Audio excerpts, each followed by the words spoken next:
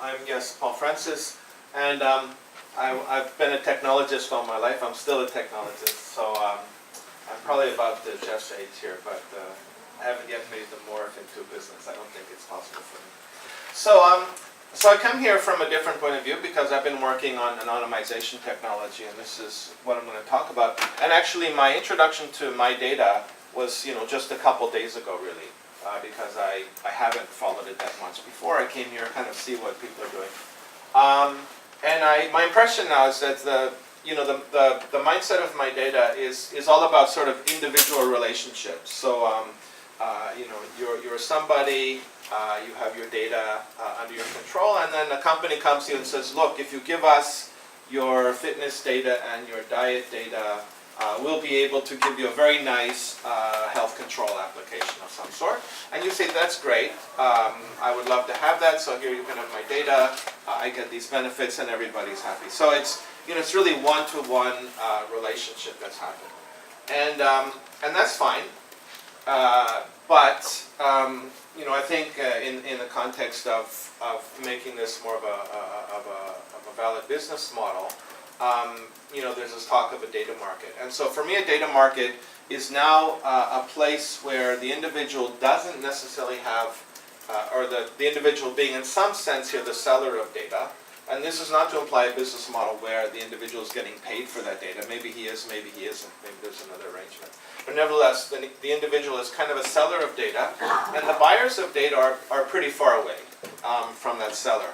And so the question of how this works in the context of identity, and especially in the context of consent, I think is interesting to talk about. So that's where I'm going to start with this. So a data market. So first of all, just a definition pulled off of the web. So it's a regular gathering of people for the purchase and sale of provisions, livestock, and other commodities. So I guess data here is one of these other commodities. But fundamentally, markets, except in rare cases, your local farmer's market or something, markets don't work without middlemen. They just don't scale for whatever reasons. You need people in the middle that understand certain commodities. You need people in the middle to do transport or whatever. And a middleman is, I think, antithetical to the concept of MyData, where really individuals are in control of what they do with the recipient of their data. So I'll actually come back to this slide in a bit, but let me talk a little bit about what I mean by this, just in concrete terms. So let's imagine we have a data market. So we have sellers here, which are us, I guess, in some sense.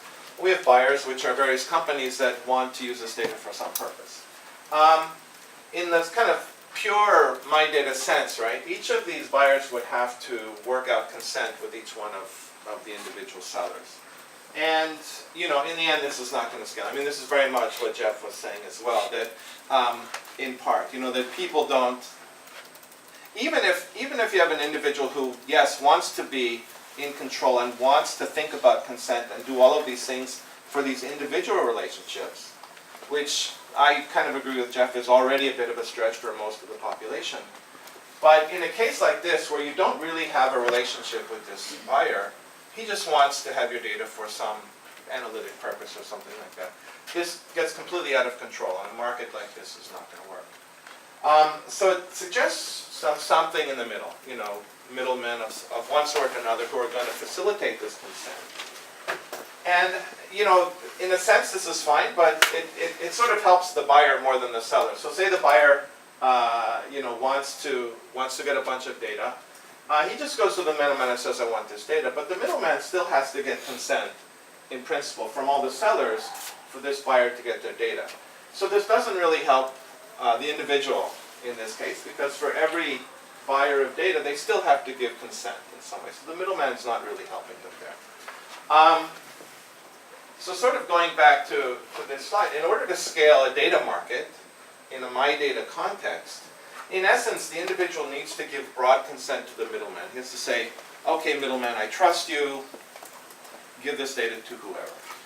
And this could work, but again, it's kind of counter to the principles of MyData, to the MyData architecture. So, So what I see is that kind of a MyData mindset both hinders and enables data markets. So the enabler is to me very powerful, and the enabler is that in a MyData world, lots of disparate kinds of data are coming together in one place. Financial data, health data, fitness data, diet data, social data, all of this stuff is coming together in one place, and this is what doesn't exist today. Today all of these data are siloed in various companies, and everybody's fighting to get more of this data. So a data market is much more powerful if all the data is together. If I can query for the combination of health data and fitness data and diet data, I get much more information than if these things are separated out. So in this sense, MyData, or at least the collection of disparate data, is an enabler. But because of what I said, I think the concept of individual consent all the time is a hindrance to a data market. So with that sort of introduction, I would argue that anonymization is a key enabler of data markets, which in turn is a key enabler to business models in a MyData world. And the reason I say this is so, most often I would argue, I don't really know this, but I think it would be the case, in a data market, very often, if not most often, the buyer is really interested in aggregate data, not individual data. He really doesn't need to know that, George, weighs this many pounds and lives in this place. He just wants aggregate information about the population. And anytime you're dealing with aggregate information, then in principle, anonymity can come into play, because by definition you're not interested in the individuals, you're only interested in the group. And if aggregate data is anonymous, then the consent is much simpler. I mean, even by GDPR regulations, anonymous data by definition is not personal data and doesn't have to fall under all of the requirements of protecting personal data, including consent.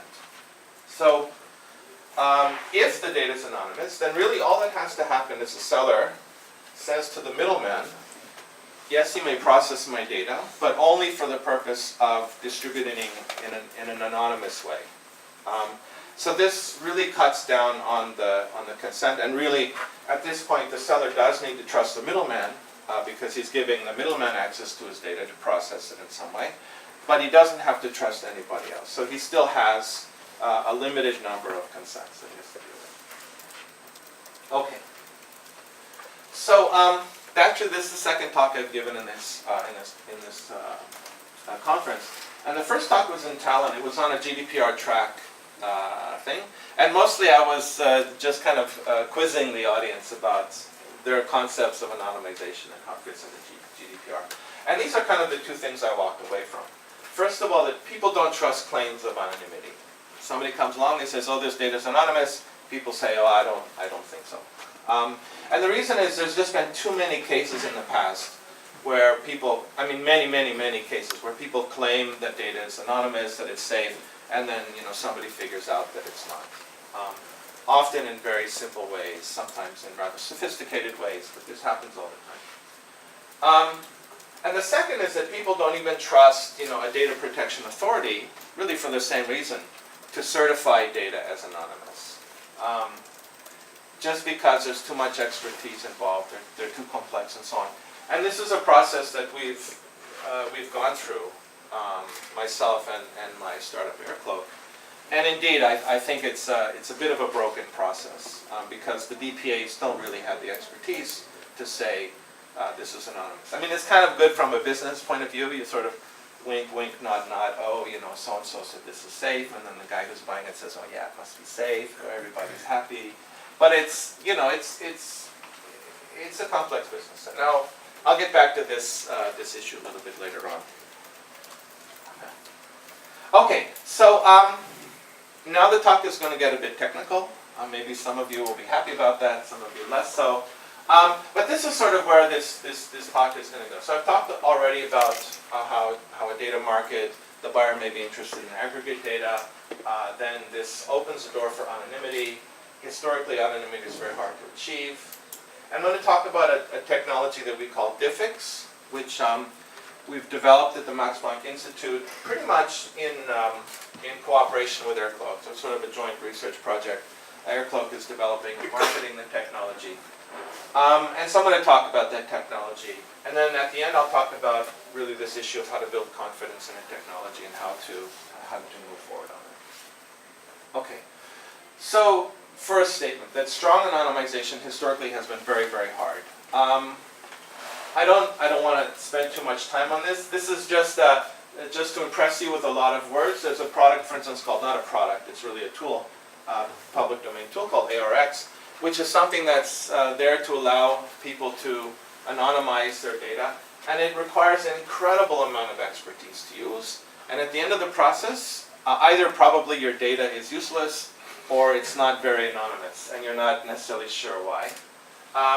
Every time you have a use case, a different use case for this data, you have to go through the process again. It requires a lot of expertise, it takes a lot of time. Often it's not even possible because, as I said, the anonymization destroys the data. And I would say for a data market, it's definitely not possible because there's just too many. I mean, data markets are all about many, many, many different use cases with many, many different sets of data. And it's just not going to work. Okay. So I feel embarrassed to call this thing a breakthrough, but after whatever 30-some years in the research industry, this is really the best thing I've ever done, and I feel it's a breakthrough. Okay, so the model is the following: we have a database, and it doesn't have to be modified in any way. This is raw data, contains personal identifying information, contains sensitive information. It could be the database that you use to run your service or whatever. So just a database. We put our thing in front of the database. So this is a software tool.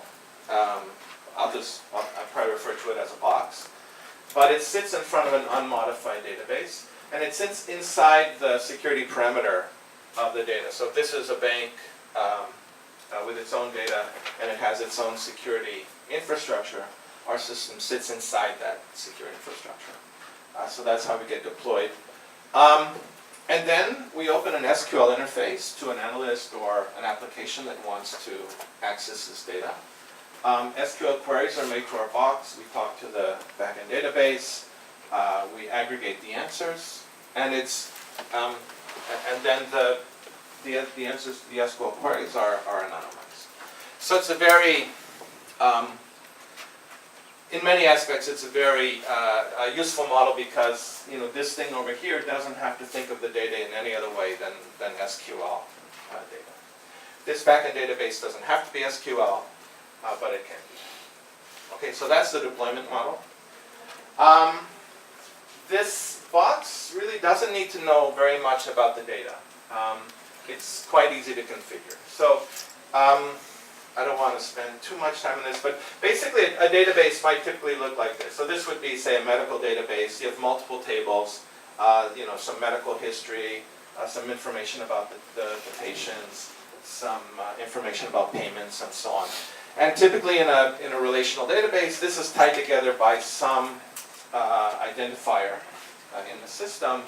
And to configure our system, all you need to do is identify these columns that glue together the different tables.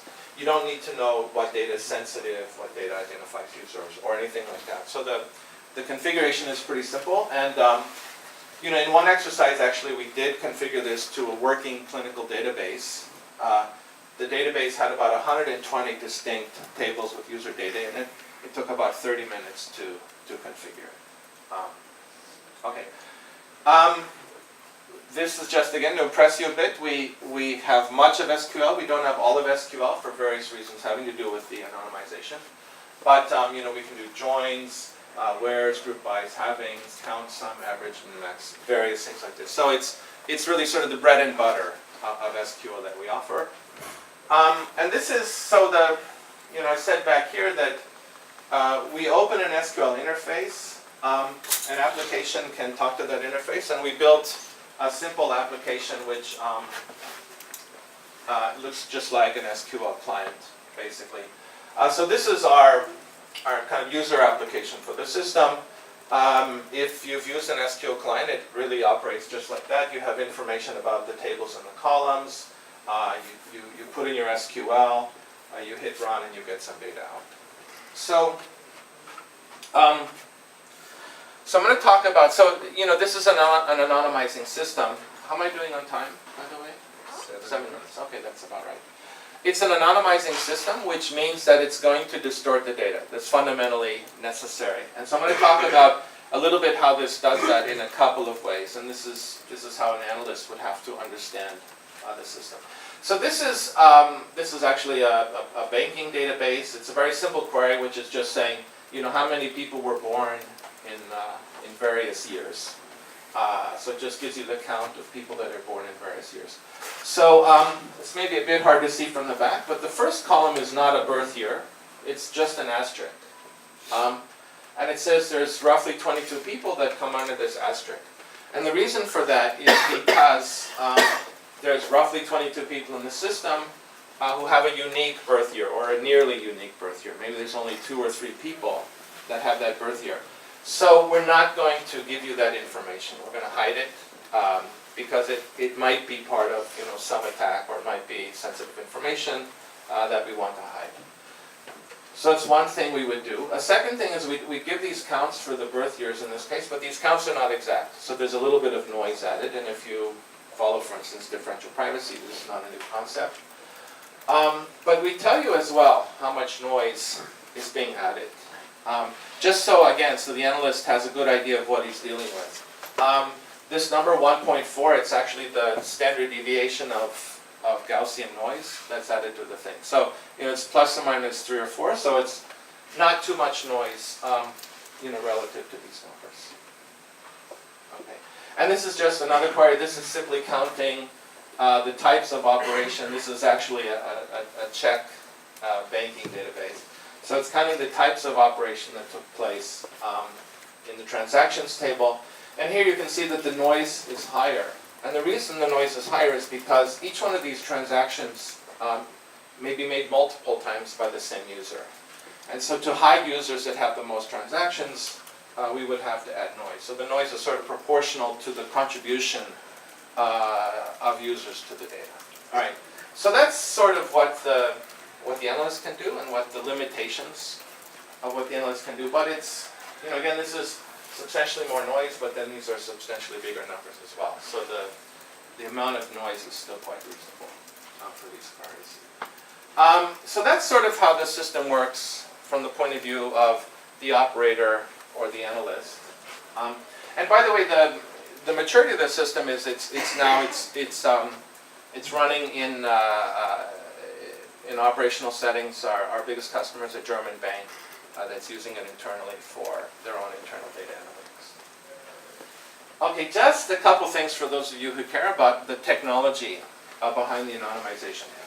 So as you could see from the previous slides, we add noise to answers, and it's pseudo-random noise, but it's something we call sticky noise. And it's sticky in the sense that if you make the same query, or even more to the point, you produce the same answer, you'll get the same noise. And this prevents sort of an averaging attack where you query over and over again and try to average away the noise. And unlike differential privacy, then there's no budget associated with queries. You can query as often as you want. I sort of mentioned before how we'll filter away answers if they pertain to too few users. So that's another thing. But let me just kind of, by way of example, explain a couple of other things we do. So this might be a query, and this query has some good conditions. So if the gender is not female, if the department is a CS department, and we want to look at the counts of people with different salaries. So one thing our system will do, for instance, it'll look at each of these conditions, and these conditions are always at the core of any attack that somebody might want to make on the system. And we'll, for instance, say, well, there's very few females in this answer. And so this is not affecting the answer much, and it might be part of an attack that's going to exploit the fact that there are not many, or that maybe it's just one female in the answer. So we literally remove this condition from the query because this is a bit of a dangerous condition in this context. The other conditions might not be dangerous, but for each one of them we're going to add a separate layer of this sticky noise.